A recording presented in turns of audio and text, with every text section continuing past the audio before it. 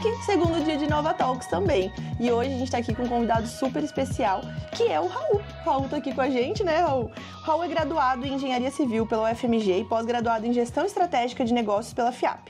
Iniciou a carreira profissional na Andrade Gutierrez e já atua há 7 anos com consultoria estratégica e gestão, focada em melhoria de processos, governança corporativa, otimização de custos e programas de transformação. Gente, vocês não têm noção do que tá aqui na nossa frente.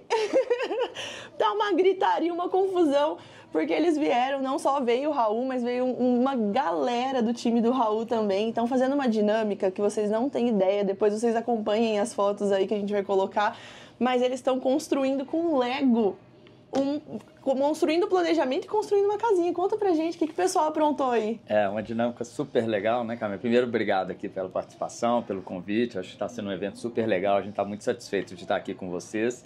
É uma dinâmica muito legal, né? Uma dinâmica onde a gente simula na construção de casa em Legos, efetivamente, como funcionam as melhores práticas. A gente está falando muito de Last Plan Assistant, Lean Construct. Então, a gente simula isso tudo numa construção de casa. Primeiro, um cenário atual, que é muito similar com os nossos canteiros de obra, e depois uma migração, implementando essas metodologias, aplicando elas na construção da casa, como é que a gente afere os resultados aqui e mostra que a metodologia pode ajudar no dia a dia, né? Então é um treinamento bacana, muito legal, muito divertido, diferente, e que as pessoas conseguem assimilar mais do que só um treinamento teórico, que a gente mostra slide, etc., e nem sempre todo mundo consegue entender efetivamente o poder daquilo tudo. Exatamente, né? E falando um pouco de Lean Construction, né? A gente está falando de planejamento no geral, na verdade.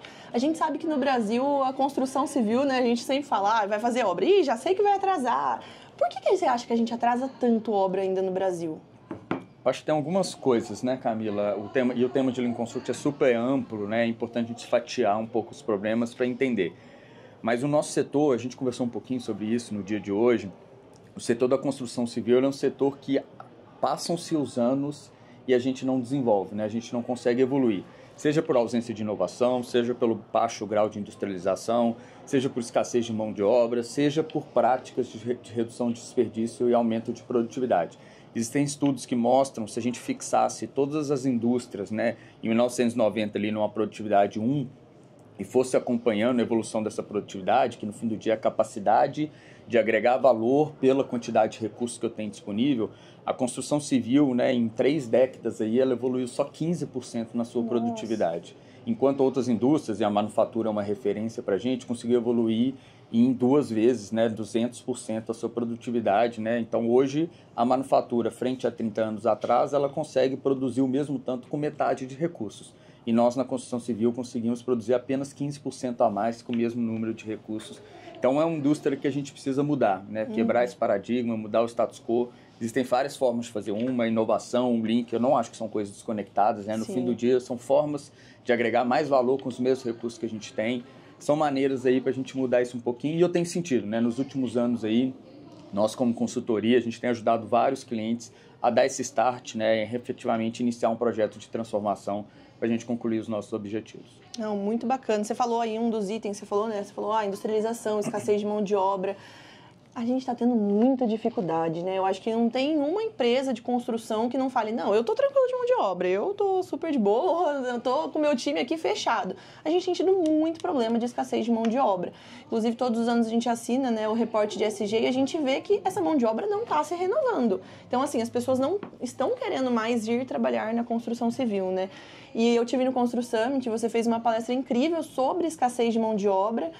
Para vocês, né? O que vocês têm visto nas empresas que vocês estão fazendo esses trabalhos? Quais são as saídas possíveis? Acho que a industrialização é uma, mas que eu também fico bastante preocupada sobre a capacidade do Brasil mesmo de se industrializar em tão pouco tempo. Como que vocês estão vendo sobre essa realidade da escassez? Realmente hoje é uma dor super latente para todo mundo, né? Todos os projetos que a gente está, quando a gente fala de implementação de cultura, de Lean Construct, etc., a gente sempre tem esbarrado na escassez de mão de obra como um desafio adicional frente a toda essa cadeia, né? Até lá na palestra lá do Constru Summit, para fazer aquele estudo, a gente fez várias pesquisas de mercado, foram mais de 500 colaboradores envolvidos, para a gente entender assim, o porquê que a gente tem tido esses problemas.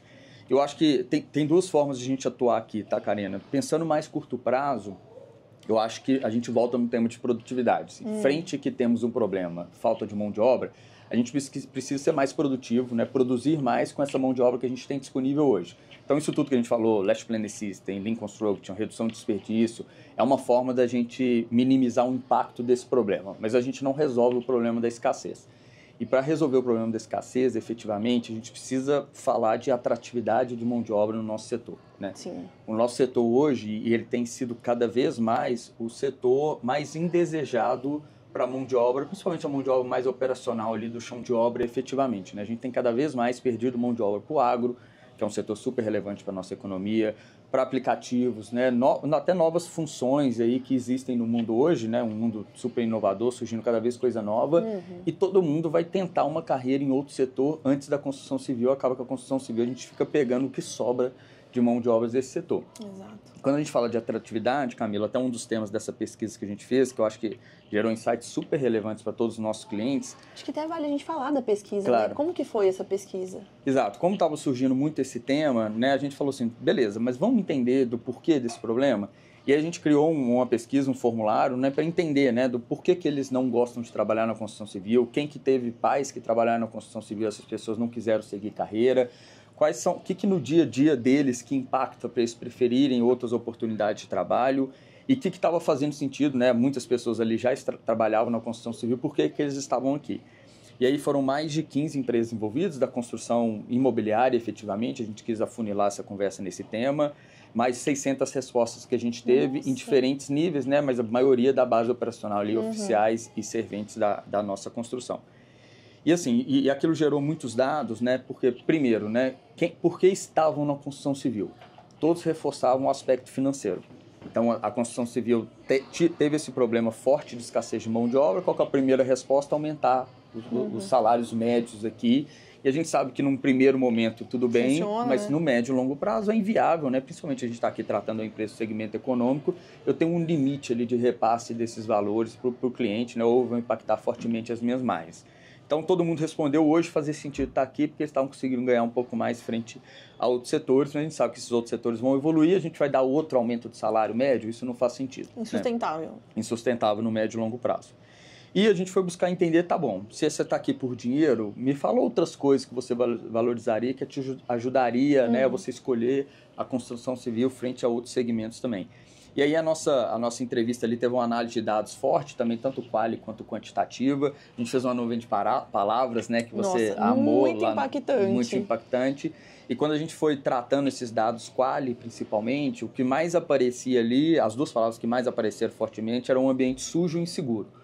Isso dificulta muito da gente trazer mão de obra feminina principalmente, né, onde esse é um tema que pega mais. Então, esse tema já chamou muita atenção, já gerou alguns insights. A gente não pode ser uma indústria que as pessoas, quando vão avaliar o nosso ambiente de trabalho, falem de sujo e insegurança, né? Exato. E fora isso, surgiram outras palavras também que a gente que trabalha no setor fica machucado, efetivamente incomodado, né? Como um ambiente hostil, lideranças ruins, né? Um ambiente homofóbico ou machista. Teve várias outras coisas ali que não foram legais, né? Então a gente já tratou isso, tentou, junto aos nossos clientes, pensar em ações ali para endereçar isso. E depois, numa avaliação mais quant, a gente foi buscar para eles, tá bom, temos esses problemas, mas pensando nas coisas que a gente disponibiliza, o que é valor para você efetivamente, né? Porque a gente faz espaço leitura, salão de jogos, dia da família, dia do lanche, tem várias iniciativas que a gente vê pulverizada aí que tentam tornar um ambiente de trabalho mais efetivo. E aí, né, até para a gente entender o que priorizar, todas as respostas assim, do que é mais crítico, 90% das pessoas colocaram que é banheiro e refeitório. Então, acho que é um tema, coisas simples, básicas, assim, de saúde humana, né? Sim. Então, de um mínimo de empatia com a outra pessoa que a gente está trabalhando, que muitas vezes a gente negligencia. Então, acho que é um aspecto super importante, né? A gente tem visto empresas aí que têm feito refeitórios e até partes administrativas assim, fantásticas, né? Com chuveiro com água quente, dando sabão e toalha todos os dias para os funcionários, mesmo terceiros empreitados, que a gente sabe que é uma realidade do nosso setor. Então, um refeitório de qualidade, pagar aquele R$2 a mais por refeição, que numa obra de 55 milhões, né? Um orçamento médio, a gente sabe que não é nada. Exato. E isso vai trazer um ambiente mais confortável para as pessoas, né? Até aproveitando aqui, a gente já delongando no assunto, a gente fez uma entrevista de um cara que me chamou muita atenção, que o pai dele era mestre de obras, o filho estava trabalhando e o filho, até nas pesquisas, ele pediu para conversar um pouco com a gente, né? E o pai dele e o filho vieram para conversar com a gente. E o pai dele estava contando que o filho estava por um momento temporário, trabalhando num ambiente, numa obra, mas que ele não queria que o filho dele trabalhasse lá. E aí eu perguntei pro pai dele, tá, mas por quê, né? Por que te machuca tanto que você não quer que o filho siga a sua carreira? O pai dele já era um mestre de obras, assim, uma pessoa, é o auge, né, desse nível mais operacional. Ele falou, uma coisa que eu me sinto muita vergonha é que na volta do ônibus para casa, que eu sinto que as pessoas me olham diferente, porque eu sempre volto sujo, né? Às vezes uma calça com tinta, com alguma coisa de concreto ali respingado, muito empoeirado, e nem sempre, né, ele estava numa construtora que tinha um ambiente melhor, mas nem sempre eu tinha condição de tomar um banho, de trocar uma roupa, e o jeito que as pessoas me olhavam na condição de volta para casa me fazia me sentir inferiorizado, e eu não queria que meu filho seguisse essa carreira. Então foi algo que me marcou muito. Eu acho que assim, no fim do dia está na nossa mão para resolver isso, só depende da gente. Né? Com certeza, né? E eu acho que isso é extremamente importante, né, Raul? Porque assim, a gente fala de inovação, fala de drone, fala de robô e tal, e o básico, que é olhar para o ser humano, né? Então, assim, a inovação vai chegar, a gente não tem a menor dúvida, a inovação vai chegar, o avanço tecnológico vai vir, mas como que a gente olha, né, para a humanidade desses colaboradores de obra, que são o coração da nossa construção, são o coração do nosso setor, né, do setor imobiliário. E acho que falando um pouco, né, de inovação, do que você tem visto aí, né? Vocês passam por muitas empresas, pelas maiores aí do Brasil, nessa parte de construção. E a gente está aqui num evento falando sobre o futuro, discutindo sobre o futuro. O que para vocês são as principais tendências aí da inovação na construção civil nos próximos anos? Perfeito, Camila. A gente tem visto muita coisa, né? Eu acho que é legal estarmos abertos a testar muita coisa, mas algumas estão mais distantes, outras mais próximas aqui, né? Sim. Mas assim, o que eu entendo como talvez as 3 vertentes que a gente tem que avançar muito na inovação, e eu acho que é aquilo que vai mudar o patamar de resultado da nossa indústria, tá? Primeiro, a questão de digitalização de todas as interfaces com o cliente, né? Eu acho que a gente tem uma gama de informações fantásticas, né, tanto no momento de venda, tanto no momento de prospecção desse cliente. O pós-obra gera uma gama de informações e aprendizados para a engenharia fantástico que eu acho que a gente não aproveita. Tá? Retroalimentação. Então, assim, a gestão do cliente de forma mais digitalizada vai controlar melhor os touch points, melhorar a experiência dele, ter tempo de atendimento mais rápido e retroalimentar a minha operação. Eu acho que aqui a gente tem uma oportunidade fantástica, já tem várias empresas que estão com soluções relacionadas a isso, e esse é um caminho que eu seguiria hoje se eu estivesse sentado numa cadeira de uma incorporadora de construtora. Segundo tema, que talvez possa soar mais longe do que está, mas é o tema de industrialização. Tá? A gente tem que mudar esse patamar, né? A gente está falando de escassez de mão de obra, a gente precisa industrializar, precisa ser mais produtivo, a gente ainda é muito artesanal na nossa produção, a gente faz obra do mesmo jeito de 30 anos atrás, até por isso que a nossa produtividade avançou só 15% nesse período.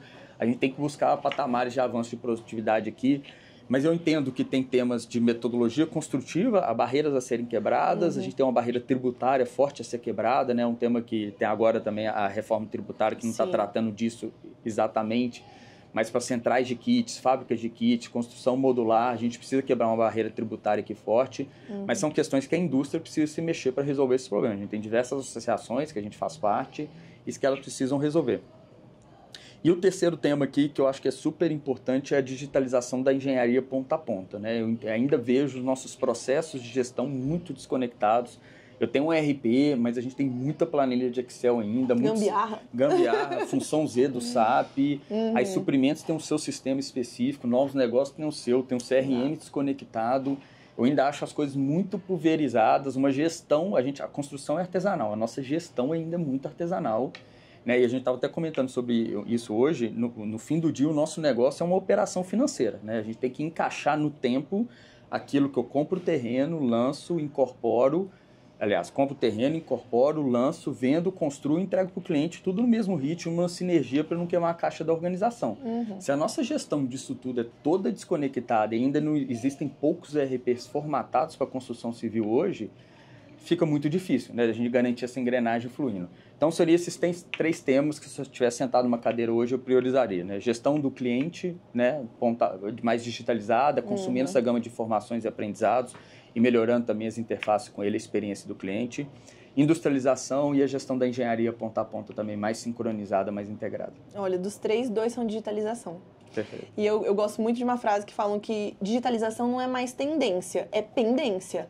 E realmente é, né? Quando a gente olha, por exemplo, olhando para suprimentos, o quanto a gente ainda compra, por exemplo, em varejo e não em atacado, sendo que é algo que a gente consegue hoje ter previsibilidade, claro, é um dado alarmante que já mostra pra gente que a gente não está digitalizado de ponta a ponta. Então, acho que é exatamente isso, concordo totalmente com você. Bom, gente, a gente esteve aqui com o Raul Rezende, então muito obrigado pela sua vinda, muito obrigado pela vinda do seu time, muito obrigado pela dinâmica incrível e pela palestra incrível que vocês deram. E estamos só no começo da semana, a gente ainda tem aí mais 3 dias de Nova Week, mais 3 dias de Nova Talks. Até mais, gente. Obrigado, pessoal.